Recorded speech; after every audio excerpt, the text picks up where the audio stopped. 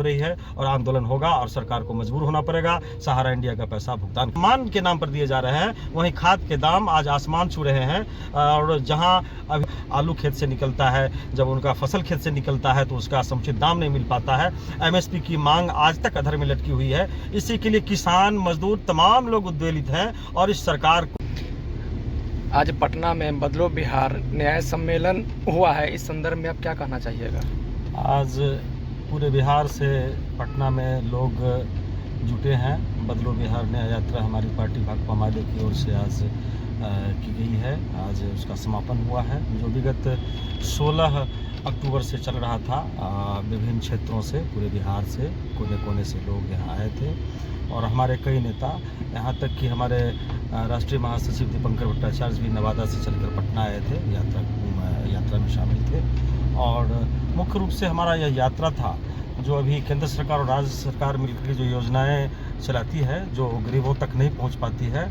और बहुत ऐसी चीज़ें हैं जैसे कि अभी स्मार्ट मीटर का सवाल है। मुख्य रूप से स्मार्ट मीटर पहले के अपेक्षाकृत जिसका बिल 100 रुपये 150 रुपये उठा करता था, आज 3 गुना 4 गुना बिल उठता है। इस तरह से गरीबों को जहां रोज़गार एक तरफ नहीं मिल पा रहा है, वहां बिजली बिल भर पाना बहुत मुश्किल हो रहा है। दूसरी ओर माइक्रो फाइनेंस कंपनियां जितनी भी है, फंगस की तरह जो हो गई है और लोगों को जाल में फंसाकर और बिल्कुल ब्लैकमेल करती है और लोगों का जीना हराम किए हुए है।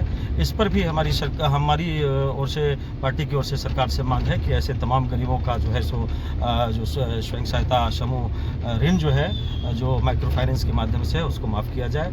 और दूसरी ओर इधर सर्वे का जो काम अभी चल रहा है, लगभग 60% आबादी के पास ज़मीन के कोई कागजात नहीं है। इसी के लिए सबसे पहले चाहिए कि अंचल स्तर पर सभी कागजात को दुरुस्त किया जाए। जहां दाखिल खारिज नहीं हुआ है वहां दाखिल खारिज किया जाए। दाखिल खारिज के नाम पर अभी लूट मचा हुआ है। कोई ज़मीन का कागज़ निकालने के लिए अंचल से जाता है तो उसमें लूट मचा हुआ है, कहीं खतियान निकालने के लिए जाता है तो उसमें लूट मचा हुआ है। इस प्रकार हर तरफ किसान, गरीब, मजदूर सब परेशान, तबाह हो रहे हैं। इस तमाम विषयों को लेकर के और जो भी गरीबों के सवाल है, उस सवालों को लेकर के आज हमारा महासम्मेलन हुआ है और सफल सम्मेलन हमारा हुआ है। काफ़ी भागीदारी लोगों का रहा। बिहार के कोने कोने से लोग, सभी वर्ग के लोग हमारे साथ शामिल हुए हैं। किसान, मजदूर, तमाम लोग शामिल हुए हैं। आज जन सैलाब से 2025 में कोई प्रभाव पड़ेगा? बिल्कुल प्रभाव पड़ेगा और लोग तो हकलान हैं। बिहार सरकार और केंद्र सरकार की नीतियों से लोग परेशान हैं, चाहे जिस क्षेत्र में, मजदूरों का सवाल हो या किसानों का सवाल हो। आज किसान के सवाल पर ही आज देखिए कि एक ठगैती के रूप में केंद्र सरकार के द्वारा किसानों के लिए योजना चलाई जा रही है, जहां 6000 रुपये किसान सम्मान के नाम पर दिए जा रहे हैं। वहीं खाद के दाम आज आसमान छू रहे हैं और जहां अभी 1700-1800 में अभी डीएपी खाद मिल रहा है। यूरिया का बोरा का वजन 45 किलो कर दिया गया है। दाम 266 के बदले में 300 रुपये, 350 रुपये में, 400 रुपये में यूरिया उपलब्ध हो पा रहा है। किसान परेशान है। बीज इतना महंगा हो गया, कीटनाशक महंगा हो गया।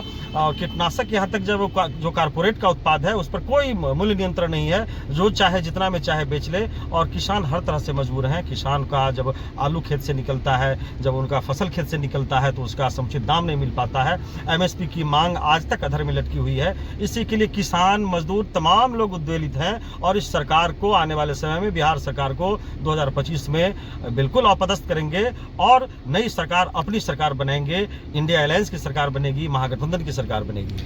आरा के सांसद श्री सुदामा प्रसाद जी लगातार सहारा इंडिया को लेकर के बातों को रखते हैं। इस संदर्भ में क्षेत्रीय इलाके में क्या प्रभाव पड़ता है? बहुत अच्छा सकारात्मक प्रभाव पड़ा है और इकलौते सांसद हैं जो सांसद बनते ही पहला सवाल के रूप में उन्होंने पार्लियामेंट में गरीबों की बात को रखा है। आज बहुत लोग उससे मर्माहत हैं, जो अपना किसी तरह रोजी रोटी, अपना पेट काट करके रोजी रोटी करके और बेटी की शादी के लिए, बच्चों की पढ़ाई के लिए, घर बनाने के लिए अपना पैसा जमा किया था और आज उनका पैसा डूबने के कगार पर है। और ये सरकार की लापरवाही की वजह से ये पैसा डूबने के कगार पर है। लोग आत्महत्याएं कर रहे हैं, लोग मरणासन हैं जो सहारा इंडिया में पैसा जमा किए हैं। हर तरफ लोग परेशान हैं और हमारे माननीय सांसद कॉमरेड सुदामा प्रसाद जी ने जो सवाल उठाया है, निश्चित रूप से उसका सकारात्मक असर सरकार पर पड़ेगा और सरकार उस पर काम करेगी। जब तक काम नहीं करेगी तो फिर आंदोलन होगा। आंदोलन का रूपरेखा तैयार हो रहा है, बड़ा आंदोलन की तैयारी हो रही है और आंदोलन होगा और सरकार को मजबूर होना पड़ेगा। सहारा इंडिया का पैसा भुगतान करना पड़ेगा।